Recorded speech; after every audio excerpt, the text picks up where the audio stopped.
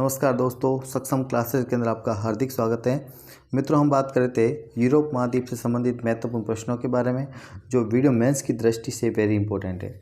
आज हमारा ये अगला पार्ट है जिसमें और हम इंपॉर्टेंट क्वेश्चंस के बारे में बात करेंगे। अगर आपने ये वीडियो जो पहले डाला हमने वो नहीं देखा हो तो ज़रूर देखना, ठीक है। बढ़ते हैं आगे और नेक्स्ट प्रश्न के बारे में बात करते हैं। निम्नलिखित में से कौन सा युग्म असुमेलित है? मित्रों, 4 ऑप्शन दे रखे हैं, देखिए। फिनो स्कैंडिनेवियन पठार, ये कहाँ पे हैं? उत्तरी पश्चिमी यूरोप के अंदर, और ये बात सत्य है। बावेरियन पठार दक्षिणी जर्मनी के अंदर, ये भी बात सत्य है। मैसी पठार मित्रों, ये इटली के अंदर नहीं है, ये कहाँ पे है? दक्षिणी फ्रांस के अंदर, ठीक है, दक्षिणी फ्रांस के अंदर, ठीक है। इस बात को आपको ध्यान में रखना है। नेक्स्ट मित्रों, मैसेटा पठार, ये स्पेन के अंदर है। तो यहाँ पे जो आपका सही आंसर होगा वो होगा मैसी पठार, ठीक है। मैसी पठार यहाँ पे असुमेलित हैं।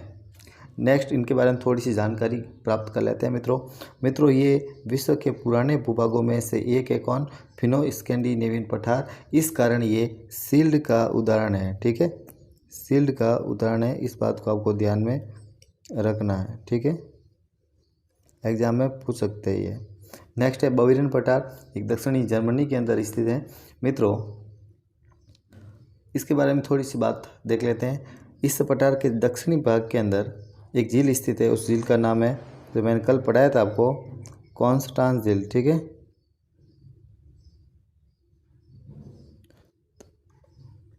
और उत्तरी भाग के अंदर, ये तो दक्षिणी भाग के अंदर, उत्तरी भाग के अंदर डैन्यूब नदी, ठीक है। तो ये बात आपको ध्यान में रखना है। नेक्स्ट देखिए मित्रों, मैसी पठार, मैंने आपको बताया दक्षिणी फ्रांस के अंदर, और इससे एक तो लोहार नदी,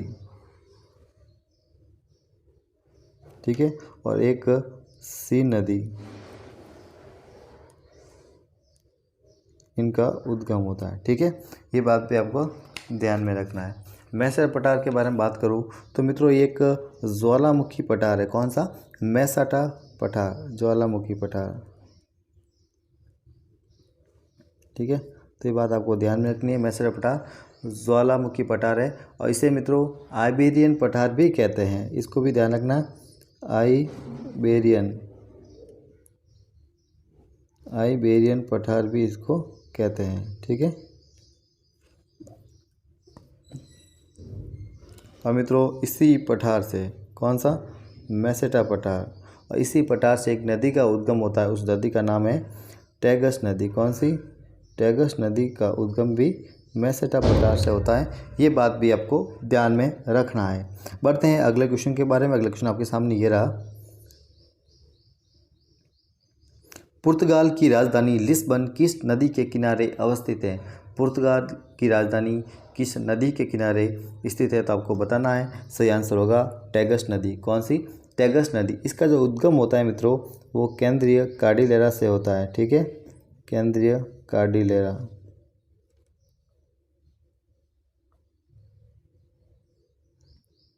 और इसका जो मित्रों, ये कहाँ गिरती है? तो ये गिरती है मित्रों अटलांटिक महासागर में, यानी मुहाना इसका कहाँ पे है? अटलांटिक महासागर के अंदर इसका मुहाना है, ठीक है, मुहाना है। ये बात आपको समझ में आ गई होगी। अगले क्वेश्चन के बारे में बात करते हैं। अगला क्वेश्चन देखिए। फ्रांस की सबसे लंबी नदी कौन सी है? फ्रांस की सबसे लंबी नदी कौन सी है? 4 ऑप्शन दे रखे हैं आपके सामने। आपको बताना है कि सबसे लंबी नदी कौन सी है। तो मेरे सी नदी, लोहा नदी, पो नदी और टिबेर नदी।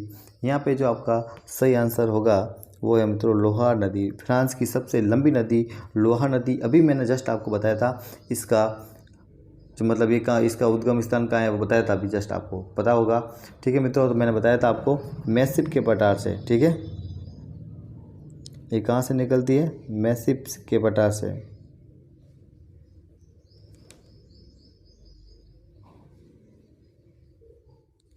और कहाँ गिरती है मित्रों? ये बिस्के की खाड़ी में गिरती है। इस बात का भी आपको ध्यान में रखना है, बिस्के की खाड़ी।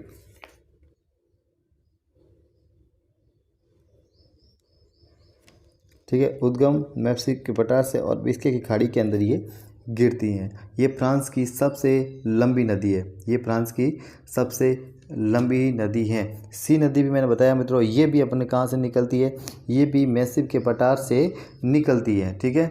और सी नदी के किनारे फ्रांस का शहर पेरिस स्थित है। कौन सा? फ्रांस का शहर पेरिस स्थित है। इस बात को आपको विशेष ध्यान रखना है, ठीक है। अगला क्वेश्चन देखिए मित्रों, नेक्स्ट क्वेश्चन आपके सामने ये रहा।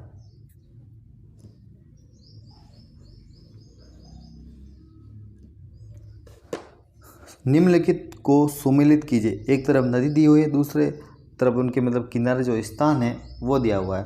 तो आपको बताना है कि यहाँ पे सही आंसर क्या होगा। तो मित्रों सी नदी के जो किनारे अभी मैंने बताया कौन सा शहर है? पेरिस। सी नदी के किनारे कौन सा शहर स्थित है? पेरिस शहर स्थित है। और इब्रो नदी मैंने बताया था कि इब्रो फ्रांस की स्पेन की प्रमुख नदी है, ठीक है मित्रों।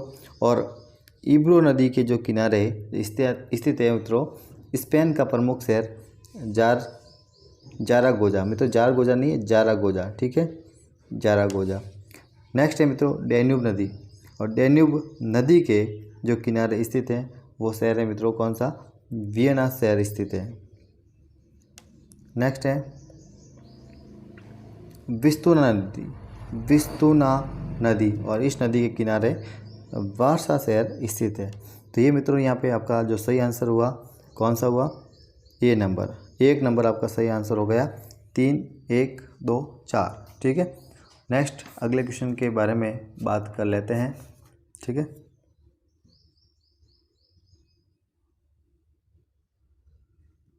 राइन नदी के संदर्भ में निम्नलिखित कथनों पर विचार कीजिए। राइन नदी के संदर्भ में निम्नलिखित कथनों पर विचार कीजिए। तो मित्रों वेरी इंपॉर्टेंट है क्वेश्चन, इसको ध्यान से समझने की जरूरत है। पहला है, यह नदी फ्रांस तथा जर्मनी के सीमा क्षेत्र वासेज तथा ब्लैक फॉरेस्ट पर्वतों के बीच बहती है।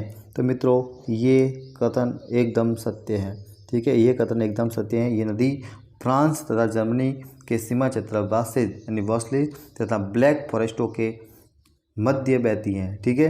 तो मित्रों ये सही है। और इस नदी का उद्गम आल्प्स पर्वत से होता है तथा ये उत्तरी सागर में गिरती हैं, ठीक है। उद्गम कहाँ से? आल्प्स पर्वत से और उत्तरी सागर से। मित्रों ये ऊपर की तरफ जाती है, आल्प्स पर्वत है इसके ऊपर की तरफ, ठीक है। इस बात को आपको ध्यान में रखना है। नीचे आती है रोन नदी, ऊपर राइन और नीचे रोन, ठीक है। इस बात को आपको ध्यान रखना है। ये ब्रंस घाटी में बहने वाली विश्व की दूसरी सबसे लंबी नदी है।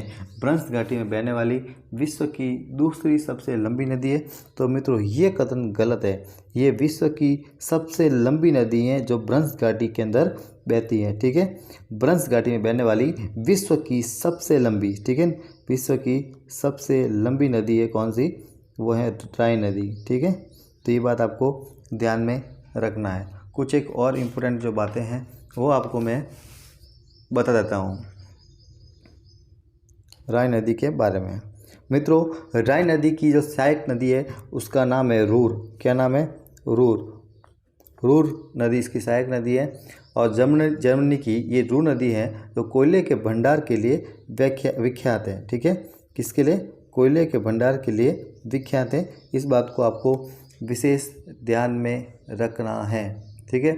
और मित्रों राइन नदी नीदरलैंड में रोटरडैम के पास डेल्टा बनाते हुए उत्तरी सागर के अंदर गिरती है। और जो रोटरडैम है मित्रों यूरोप का सबसे व्यस्तम बंदरगाह है। इस बात को भी आपको ध्यान में रखना है। मित्रों राइन नदी को नहर के माध्यम से रोन नदी से भी जोड़ा गया है। अतः राइन रोन नदी तंत्र यूरोप के उत्तरी तथा दक्षिणी भाग को जोड़ने का कार्य करता है। मैंने अभी बताया आपको, ऊपर राइन नदी नीचे रोन नदी, ठीक है। इन दोनों को एक नहर के माध्यम से जोड़ने का कार्य किया गया है, ठीक है। ये मित्रों उत्तरी भाग तथा दक्षिणी भाग को जोड़ता है। ये बात आपको समझ में आ गई होगी। नेक्स्ट क्वेश्चन देखिए। मित्रों वापस मैंने आपको बता दिया था कि जर्मनी की रूर घाटी निम्नलिखित में से किसके लिए विख्यात है। जर्मनी की रूर घाटी निम्नलिखित में से किसके लिए विख्यात है। अभी मैंने आपको बताया सही आंसर क्या होगा, कोयला। और ये रूर नदी जो किसकी सहायक नदी है, अभी मैंने आपको बताया राइन नदी की ये सहायक नदी है। कौन, रूर। ठीक है, इस बात को भी आपको ध्यान में रखना है। नेक्स्ट बढ़ते हैं आगे। अगले देखिए, निम्नलिखित में से किस नदी के किनारे लियोन्स शहर स्थित है जो रेशम के लिए विख्यात है, जिसे विश्व में रेशम की राजधानी कहते हैं। ठीक है, विश्व की रेशम की राजधानी कहते हैं, किसे बोलते हैं, लियोन्स शहर को। वो पूछा गया है कि ये किस नदी के किनारे स्थित है। तो मित्रों ये रो नदी के किनारे स्थित है। कौन, लियोन्स शहर। रो नदी के बारे में बात करते हैं मित्रों, ये आल्प्स पर्वत से निकलती है। अभी मैंने आपको बताया था जस्ट अगले वाले क्वेश्चन में, ये आल्प्स पर्वत के अंदर पर्वत से निकलती हैं और लायंस की खाड़ी के अंदर गिरती है। कौन सी, लायंस की खाड़ी के अंदर ये गिरती हैं। ठीक है, तो इस बात को आपको ध्यान में रखना है। ये नदी कहाँ बहती है, ये फ्रांस के अंदर बहती है। कहाँ पर, फ्रांस के अंदर बहती है। ठीक है, तो इस बात को आपको ध्यान में रखना है। नेक्स्ट देखिए, इटली की गंगा के नाम से कौन सी नदी फेमस है। वेरी इंपॉर्टेंट क्वेश्चन है, एग्जाम में आ सकता है। इटली की गंगा के नाम से कौन सी नदी प्रसिद्ध है। तो मित्रों इटली की गंगा के नाम से जो नदी फेमस है वो है पो नदी। कौन सी नदी, पो नदी। और मित्रों इस नदी का उद्गम भी आल्प्स पर्वत से होता है। किसका, पो नदी का उद्गम भी आल्प्स पर्वत से होता है। ठीक है, और ये नदी जो कहाँ जाकर गिरती है, ये एड्रियाटिक सागर में आगे जाकर गिरती है। एड्रियाटिक सागर के अंदर ये जाकर गिरती है। ठीक है मित्रों, और इस नदी के जो बेसिन है उसमें एक खेती होती है, किसकी, चावल की खेती होती है। नदी के बेसिन में चावल की खेती बहुतायत से होती है। ये इटली की सबसे लंबी और प्रमुख नदी है। ठीक है, इटली की सबसे लंबी नदी भी है, इसीलिए बोलते हैं उसको इटली की गंगा। ठीक है, इटली की सबसे लंबी नदी भी कौन सी है, पो नदी। तो मित्रों इस क्वेश्चन से आपको इतनी जानकारी मिलती है, ये एग्जाम में आ सकता है। उद्गम कहाँ होता है, कहाँ पे जाकर गिरती हैं, इसके बेसिन में किसकी खेती होती है, और ये इटली की सबसे लंबी नदी कौन सी है, तो वो भी है मित्रों कौन सी, पो नदी। ये आपको बताना है, ये आपका सही आंसर होगा। ठीक है, और इस नदी के किनारे मित्रों इटली के जो प्रमुख शहर है, इस बोल सकते हैं जैसे ट्यूरिन। ठीक है, और मिलान। ट्यूरिन और मिलान ये दोनों इसी नदी के किनारे स्थित है। ट्यूरिन और मिलान किस नदी के किनारे, पो नदी के किनारे। ये मित्रों ऑटोमोबाइल इंडस्ट्री के लिए विख्यात है। कौन, ट्यूरिन ऑटोमोबाइल इंडस्ट्री के लिए विख्यात है, और मिलान है जो मित्रों वस्त्र उद्योग के लिए विख्यात है। तो मित्रों इतनी जानकारी आपको बताई है और एग्जाम में पूछी जा सकती है, इस बात को आपको ध्यान में रख के चलना है। ठीक है, नेक्स्ट देखिए, विश्व में सर्वाधिक देशों से गुजरने वाली नदी कौन सी है। विश्व में सर्वाधिक देशों से गुजरने वाली नदी कौन सी है। तो मित्रों 4 ऑप्शन दे रखे हैं, और यहाँ पे जो आपका सही आंसर होगा वो है डैन्यूब नदी। विश्व के सर्वाधिक देशों से गुजरने वाली नदी डैन्यूब नदी है। और मित्रों ये विश्व के 10 देशों से गुजरती, कितने, 10 देशों से गुजरती है। ठीक है, इस बात को आपको ध्यान में रखना है। फिर बात करते हैं मित्रों इसका उद्गम स्थान और कहाँ पर गिरती है। तो मित्रों ये नदी है जो ब्लैक फॉरेस्ट से निकलती है। कहाँ से, ब्लैक फॉरेस्ट पर्वत से ये निकलती है, और कहाँ जाकर गिरती है मित्रों, तो ये जाकर गिरती है काला सागर के अंदर जाकर गिरती है। काला सागर के अंदर ये जाकर गिरती है, यानी इसका मुहाना काला सागर के अंदर है। नेक्स्ट देखिए, ये यूरोप की दूसरी सबसे लंबी नदी है, सेकेंड लार्जेस्ट। ठीक है,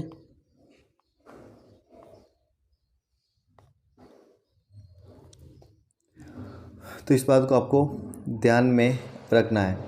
और मित्रों इस नदी के किनारे 4 देशों की राजधानियाँ स्थित हैं। कौन कौन सी हैं, एक तो मित्रों वियना। कौन सी, वियना।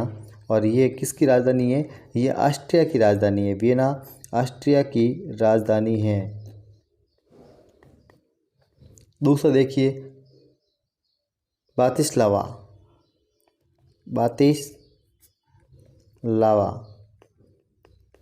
ब्रातिस्लावा और ये स्लोवाकिया की राजधानी है। किसकी? स्लोवाकिया। नेक्स्ट देखिए बुडापेस्ट। बुडापेस्ट सभी को पता होगा, और बुडापेस्ट जो है हंगरी की राजधानी। किसकी? बुडापेस्ट हंगरी की राजधानी है। एक है मित्रों बेलग्रेड। बेलग्रेड जो किसकी राजधानी है? सर्बिया की राजधानी। बेलग्रेड सर्बिया की राजधानी है। ये सभी जो शहर हैं वो डैन्यूब नदी के किनारे स्थित है। ठीक है, इस बात को आपको विशेष ध्यान में रखना है। और मित्रों ये नदी दी हुई एल्ब नदी। ठीक है, एल्ब नदी के किनारे एक शहर स्थित है प्राग। क्या नाम है? प्राग शहर स्थित है, जो चेक गणराज्य की राजधानी। किसकी? चेक गणराज्य की राजधानी। ये भी आपको ध्यान में रखना है। तो बढ़ता हूँ आगे और नेक्स्ट क्वेश्चन के बारे में बात करता हूँ। देखिए नेक्स्ट क्वेश्चन आपके सामने, निस्तर, नीपर व डोनेट्स। निस्तर, नीपर व डोनेट्स नदियों का मुहाना किस सागर में है? निस्तर, नीपर व डोनेट्स नदियों का मुहाना किस सागर में है? तो मित्रों इन सभी का ये सभी मतलब कहाँ पे गिरती है? तो मित्रों ये सभी काला सागर के अंदर गिरती है। ठीक है, कहाँ पे? काला सागर के अंदर गिरती हैं। इस बात को आपको ध्यान में रखना है।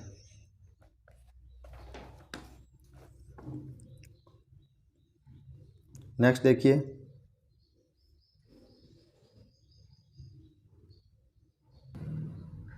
अगला क्वेश्चन देखिए, निम्नलिखित में से यूरोप की सबसे लंबी नदी कौन सी है? दूसरी लंबी नदी बताया मैंने आपको, कौन सी? डैन्यूब नदी। और विश्व की यानी यूरोप की सबसे लंबी नदी की बात करें तो वो है मित्रों वोल्गा नदी। कौन सी नदी? वोल्गा नदी यूरोप की सबसे लंबी नदी है। मित्रों इसके उद्गम की बात करूं तो वल्डाई की पहाड़ियों से होता है। वल्डाई की पहाड़ियों से इसका उद्गम होता है। किसका? वोल्गा नदी का। और ये कैस्पियन सागर के अंदर जाकर गिरती है। कौन से सागर? कैस्पियन सागर के अंदर जाकर गिरती है। ठीक है, इस बात को आपको ध्यान में रखना है। यूरोप की सबसे लंबी नदी है और इसका प्रयोग नौवन में किया जाता है। और कहाँ बहती है? तो ये रूस के अंदर बहती है। ये भी आपको ध्यान में रखना, एग्जाम में पूछा जा सकता है। और इस नदी के बेसिन में प्राकृतिक गैस तथा पेट्रोलियम के भंडार भी पाए जाते हैं। ठीक है, और इस नदी पर यूरोप की प्रमुख जल विद्युत परियोजनाएँ स्थित हैं। ठीक है, इसकी जो सहायक नदियों के बारे में बात करूँ तो है कामा, ओका, सुकोना। वैसे इंपॉर्टेंट नहीं है लेकिन फिर भी आप ध्यान में रख सकते हो। और इस नदी के बेसिन के अंदर स्टेपीज घास के मैदान भी पाए जाते हैं। तो इतनी जानकारी आपको मैंने बताई। पहला बताया मित्रों कि इसका उद्गम जो वल्डाई की पहाड़ी से होता है, कैस्पियन सागर के अंदर गिरती है, ये रूस के अंदर बहती हैं। ठीक है, इसके बेसिन में प्राकृतिक गैस तथा पेट्रोलियम के भंडार पाए जाते हैं और स्टेपीज नामक घास के मैदान भी स्थित है। ठीक है मित्रों, तो इस बात को आपको ध्यान में रखना है। जो मैंने पॉइंट बताए इसको नोट कर सकते हो। नेक्स्ट देखिए, अगला क्वेश्चन आपके सामने ये रहा, यूराल नदी का उद्गम एवं मुहाना क्रमशः। यूराल नदी का उद्गम तथा मुहाना क्रमशः। तो मित्रों ये यूराल पर्वत से निकलती है और कैस्पियन सागर के अंदर गिरती है। देखिए अपना सही आंसर कहाँ पे? 2 नंबर। ठीक है, यूराल पर्वत से निकलती है और कैस्पियन सागर के अंदर गिरती है। ये कहाँ कहाँ बहती है? तो मित्रों ये तो रूस के अंदर बहती है और दूसरा कौन सा है? कजाकिस्तान। ठीक है, तो इस बात को आपको याद रखना है। और मित्रों ये कजाकिस्तान के अंदर एक डेल्टा बनाती है। ठीक है, और डेल्टा कैसा है? पक्षी के पंजे के आकार का। ये एग्जाम में आ सकता है, ध्यान में रखना। पक्षी के पंजे के आकार का डेल्टा बनाती कौन सी नदी? तो ये आपको बताना है यूराल नदी। ठीक है, पक्षी के पंजे के आकार का डेल्टा बनाती है यूराल नदी। मित्रों ये यूरोप तथा एशिया के बीच सीमा का निर्माण भी करती हैं। यूरोप तथा एशिया के बीच सीमा का निर्माण भी करती हैं। इस बात को भी आपको ध्यान में रखना है। ये हमने बात की यूराल नदी के बारे में। यूराल नदी का उद्गम यूराल पर्वत कहाँ पे गिरती है? कैस्पियन सागर के अंदर गिरती है। ये रूस और कजाकिस्तान के अंदर बहती हैं और कजाकिस्तान के अंदर पक्षी के पंजे के आकार का डेल्टा बनाती है। नेक्स्ट देखिए, टेम्स नदी के किनारे। टेम्स नदी के किनारे कौन सा शहर स्थित है? टेम्स नदी के किनारे मित्रों कौन सा शहर स्थित है? लंदन। ठीक है, टेम्स नदी के किनारे लंदन स्थित है। मैंने आपको बताया था प्राग मित्रों चेक गणराज्य की राजधानी है और ये एल्ब नदी के किनारे स्थित है। कौन सी नदी? एल्ब नदी के किनारे स्थित है। मित्रों बर्लिन ये जर्मनी की राजधानी है। ठीक, इसकी जर्मनी की राजधानी है बर्लिन, और ये एक नदी है स्प्री नदी। स्प्री नदी के किनारे कौन सा? बर्लिन स्थित है। बुडापेस्ट, ठीक है, बुडापेस्ट हंगरी की राजधानी है, और मैंने बताया था आपको डैन्यूब नदी के किनारे स्थित है। ठीक है, तो ये बात आपको समझ में आ गई होगी। नेक्स्ट देखिए, कील नहर निम्नलिखित में से किस किस को जोड़ती है? कील नहर निम्नलिखित में से किस किस को जोड़ती हैं? तो मित्रों ये एग्ज़ाम में आ सकता है, एग्ज़ाम की दृष्टि से इम्पोर्टेंट है, इसको आपको ध्यान में रखना है। तो मित्रों कील नहर जो है उत्तरी सागर और बाल्टिक सागर को जोड़ने का कार्य करती है। उत्तरी सागर और बाल्टिक सागर को जोड़ने का कार्य करती है। ये मित्रों 1948 के अंदर निर्मित हुई। कब? 1948 के अंदर निर्मित हुई, और ये जर्मनी के अंदर स्थित है। कहाँ पे? जर्मनी के अंदर स्थित है। ठीक है, और एक प्रमुख जलमार्ग है, और इसकी जो लंबाई है मित्रों वो है 99 किलोमीटर। कितनी? 99 किलोमीटर। तो ये बात आपको समझ में आ गई होगी। नेक्स्ट देखिए, डोजर बैंक क्या है? डोजर बैंक क्या है? तो मित्रों ये भी इम्पोर्टेंट है, एग्जाम में पूछा जा सकता है। तो फिर डोजर बैंक है एक मत्स्यन केंद्र है। ठीक है, ये मत्स्यन केंद्र है, और ये उत्तरी सागर के अंदर स्थित है। कहाँ पे? उत्तरी सागर के अंदर स्थित है। उत्तरी सागर के अंदर ये स्थित है। कौन सा? Dozer bank. ठीक है, इस बात को आपको ध्यान में रखना है। इतना सा पूछा जा सकता है कि डोजर बैंक क्या है और कहाँ पर स्थित है। नेक्स्ट देखिए, निम्नलिखित में से स्कैंडिनेवियन देश में शामिल है। निम्नलिखित में से स्कैंडिनेवियन देश में शामिल है। मित्रों ऑप्शन दे रखे Sweden, great Britain, United kingdom. तो मित्रों यहाँ पे सही आंसर है आपका उपर्युक्त सभी। ठीक है, स्वीडन, ग्रेट ब्रिटेन और यूनाइटेड किंगडम। ठीक है, इस बात को आपको ध्यान में रखना है। मित्रों क्या है स्कैंडिनेवियन देश? क्या है? ये सांस्कृतिक भाषाई समूह है जिसमें वे देश शामिल हैं जहाँ पर स्कैंडिनेवियन समूह की भाषा बोली जाती है। ठीक है, इस बात को आपको ध्यान में रखना है। ठीक है, नेक्स्ट देखिए क्वेश्चन, निम्नलिखित में से कौन सा युग्म असुमेलित है? तो आपको बताना है कौन सा युग्म असुमेलित है। ट्यूलिप विश्व के प्रसिद्ध फूल यहाँ पाए जाते हैं। फिनलैंड इनके फुहारों का देश कहते हैं। ये मित्रों गलत है, फिनलैंड को फुहारों का देश नहीं कहता है, 1000 जिलों का देश कहा जाता है। फिनलैंड को हजारों जिलों का देश कहा जाता है। ठीक है, आइसलैंड आग की लपटों का देश कहता है। ये भी सही है मित्रों। लैप्स एक जनजाति हैं, ठीक है, जो उत्तरी यूरोप के अंदर निवास करती हैं। उत्तरी यूरोप के अंदर निवास करती है। ठीक है, तो इस बात को आपको ध्यान में रखना। और इनके घर को बोलते हैं सिजदा। क्या बोलते हैं? सिजदा बोलते हैं, लैप जनजाति के। ठीक है, और ये रेंडियर नामक पशु पालते हैं। कौन सा? रेंडियर नामक पशु पालते हैं। तो इस बात को आपको ध्यान में रखना है।